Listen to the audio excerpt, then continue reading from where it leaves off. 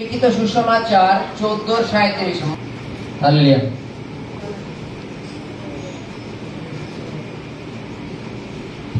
পরে তিনি আসিয়া দেখিলেন তাহারা ঘুমাইয়া পড়িয়াছেন, আর তিনি পিতরকে কহিলেন, সিমন, তুমি কি ঘুমাইয়া পড়িয়াছ? 1 ঘন্টাও কি জাগিয়া থাকিতে তোমার শক্তি হইল না? তোমরা জাগিয়া থাকো ও প্রার্থনা করো, যেন পরীক্ষায় না করো। আত্মা ইচ্ছুক বটে, কিন্তু মাংস দুর্বল। Hallelujah, hallelujah. এই লাইনটার মধ্যে আমরা জানি এক বচন আর বহু বচন কাকে বলে জানি। কাকে যদি পার্সোনাল কিছু বলা হয় তখন তাকে এক বচন বলে, আর যেখানে সকলকে একসাথে বলা হয় তাকে বহু বচন বলে, তাই তো নাকি? ব্যাকরণ পড়েছিলেন তো সকলে নাকি? চলে হালেলুয়া। বাইবেলে একটা ঘটনা লেখা আছে, যীশু খ্রিস্ট যখন গেতসিমানি বাগানে মর্মান্তিক দুঃখ ভোগের প্রার্থনার জন্য গেছিলেন। হালেলুয়া। এবং তিনি শিষ্যদের বলে গেছেন, তোমরা এখানে জেগে থাকো, আমি একটুখানি প্রার্থনা করে আসি। এবং তিনি যখন প্রার্থনা করে শিষ্যদের কাছে আসলেন, এসে দেখতে শিষ্যরা ঘুমিয়ে পড়েছে। তিনি শিষ্যদের বলছেন, তোমরা ঘুমিয়ে পড়েছো বলে তিনি পুনরায় আবার ওখানে গেছেন প্রার্থনা করার জন্য।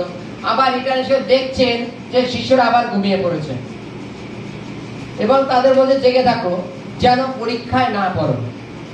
কি বলছে? তোমরা জেগে থাকো, যেন পরীক্ষায় না পড়ো। তার আগে পিতরকে, হালেলুয়া, পিতর যাকে সিমন বলে, সিমনকে তিনি পার্সোনাল ভাবে বলছে, তুমি কি 1 ঘন্টাও জেগে থাকতে পারো না? হালেলুয়া। তুমি আর তোমরা, আমরা বুঝি, তুমি, পিতরকে তিনি ডাইরেক্ট বলছেন, তুমি কি 1 ঘন্টাও জেগে থাকতে পারো না? পরে তিনি সব 11 জন শিষ্যকে বলছে, কি বলছে? তোমরা অবিরত জাগিয়ে থাকো আর প্রার্থনা করো। এখানে তুমি আর তোমরা কেন? হালেলুয়া। বাইবেল আমরা কেউ ঘুটেছি এটা কখনো? আমরা তো বাইবেল পড়ার দরকার পড়েছি, ঘুটিনি। হালেলুয়া। বাইবেলে দেখো, আমরা জানি যীশু খ্রিস্ট পিতরকে একবার বলেছিলেন, হে সিমনের পুত্র, হে সিমন, তুমি কি আমাকে প্রেম করো? সে বলছে, হ্যাঁ প্রভু, প্রেম করি। কবার বলেছিল? 3 বার। তাকে একটা আজ্ঞা দিয়েছিল, কি জানো? তুমি আমার মেষগণকে চড়াও। হালেলুয়া। তুমি আমার মেষগণকে চড়াও। এবার মেষগণকে চড়ানোর দায়িত্ব কার ছিল? সেই সিমন পিতরের ছিল। আর এই সিমন পিতর, যে বাকি 11 জন শিষ্যর মধ্যেও আছেন, সেই সিমন পিতরকে বলছে তুমি, মানে শুধু সিমনকে বলছে, তুমি কি 1 ঘন্টাও জেগে প্রার্থনা করতে পারো না? তুমি। পরে বলছে, তোমরা সকলে জাগিয়া প্রার্থনা করো, যেন পরীক্ষায় না পড়ো। হালেলুয়া। আমাদের প্রত্যেকের জীবনে পরীক্ষা উপস্থিত হওয়ার কারণ আমরা প্রার্থনা করি না। হালেলুয়া। আমাদের প্রার্থনা কিরূপ? লিমিট প্রার্থনা। আমাদের প্রার্থনা লিমিট প্রার্থনা। চলো, গোপাল যখন বলেছে একবার তো হাজির হতেই হবে, বা ছোট বাইবেলটা নিয়ে বসতে তো হবে, তাই তো নাকি? প্রার্থনা করতে আছে একটু, বাড়িতে যদি আদার্স কেউ থাকে, এই তুই সাক্ষী থাকলে কিন্তু আমি এখন প্রার্থনায় বসছি, গোপাল দা আসলে বলে দিই যে আমি প্রার্থনায় বসেছিলাম। হালেলুয়া। তাই তো নাকি? আমরা পরীক্ষায় পড়ি, এই কারণে আমরা প্রার্থনা করি না। যীশু খ্রিস্ট শিষ্যদের বলছে, তোমরা প্রার্থনা করো, যেন পরীক্ষায় না পড়ো। হালেলুয়া। প্রার্থনা আর পরীক্ষা, প্রার্থনা আর পরীক্ষা, আমরা যদি প্রার্থনা করি তাহলে পরীক্ষার বন্ধনকে আমরা ভেঙে দিতে পারবো।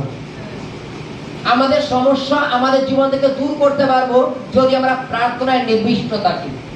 আর যদি আমরা প্রার্থনায় নিবিষ্ট না থাকি, তাহলে আমাদের জীবনে কি হবে? হালেলুয়া। আমাদের জীবনে পরীক্ষা আসে, আর পরীক্ষার সময় আমরা হেরে যাই। তখন আমরা যীশু খ্রিস্টকে বলি যে, প্রভু আপনি কেমন ঈশ্বর যে আমার জীবনে এত পরীক্ষা আসলে আপনি সামলাতে পারলেন না? হালেলুয়া। তখন আমরা পুরোটা দোষের আঙুল কার উপরে চাপাই দিই? প্রভুর উপরে। যে প্রভু, আমার জীবনে এত সমস্যা, তুমি কি দেখছো না? আজকে তোমার জীবনে সমস্যা এসেছে, তোমার জীবনে পরীক্ষা এসেছে, তার কারণ কি? তুমি প্রার্থনায় সংযুক্ত নেই, তুমি প্রার্থনায় নিবিষ্ট নেই। ওর জন্য সিমনকে বলছে, তুমি কি 1 ঘন্টা জেগে থেকে প্রার্থনা করতে পারো না? এই সিমন পিতর, যে বাকি 11 জন শিষ্যর মধ্যে সব থেকে বুদ্ধিমান ছিল, সেই সিমন পিতর নিজে ঘুমিয়ে পড়ছে। এবার যখন উদাহরণস্বরূপ কেউ দেখবা কাউকে ফলো করে, মানো, ওর যখন এত বুদ্ধি আর ও প্রভুর কাছে কাছে থাকে, ও যখন ঘুমিয়ে পড়ছে, তাহলে আমি কেন ঘুমাবো না। ও যদি প্রভু থেকে সরে যেতে পারে, আমি কেন খাবো না? ও যদি এই খারাপ কাজ করতে পারে, আমি কেন পারবো না? আমরা কেউ কাউকে ফোকাস করি জানো এইসব বিষয়ে। অনেকে আছে হয়তো এই যে দেখছো, হয়তো কোনো এক ব্যক্তি হয়তো কোনো কারণবশত হয়তো দীপার মনে করো রাস্তায় কোনো একটা জায়গায় দাঁড়িয়ে মনে করো বিড়ি খাচ্ছে। কেউ কোনো একজন ছেলে দেখলো, সে বলছে দীপন যদি খেতে পারে, আমি কেন খাবো না? ও তো প্রভু সন্তান, ও তো প্রার্থনা করে। আমরা কাউকে কান্না কাউকে ফোকাস করি। হালেলুয়া। তিনি শিমনকে বলছে, তুমি কি 1 ঘন্টা প্রার্থনা করতে পারো না? তারপরে তিনি সকলকে বললেন, তোমরা জাগিয়া থাকো আর প্রার্থনা করো, যেন পরীক্ষায় না পড়ো। হালেলুয়া। তাহলে আমাদের জীবনের সবথেকে মূল অংশটা কি? প্রার্থনা। আমাদের জীবনে বিঘ্নজনক জিনিস কি? হচ্ছে সমস্যা, পরীক্ষা। আর যখন এই সমস্যা পরীক্ষা আসে, আমরা দেখবা প্রভুর থেকে সরে পড়ি। পরীক্ষা রাখি এমন এমন সময় আমাদের মধ্যে জেদ উৎপন্ন হয়ে যায়, চলো আর প্রার্থনা করবো না, চলো আর ঈশ্বরকে ডাকবো না। না ডাকা তরুণ কি হয়? আমাদের জীবনের সমস্যা আরো চলে আসে।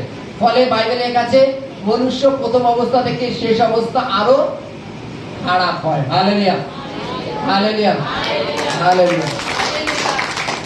আজকে দেখো প্রভু যাচ্ছে।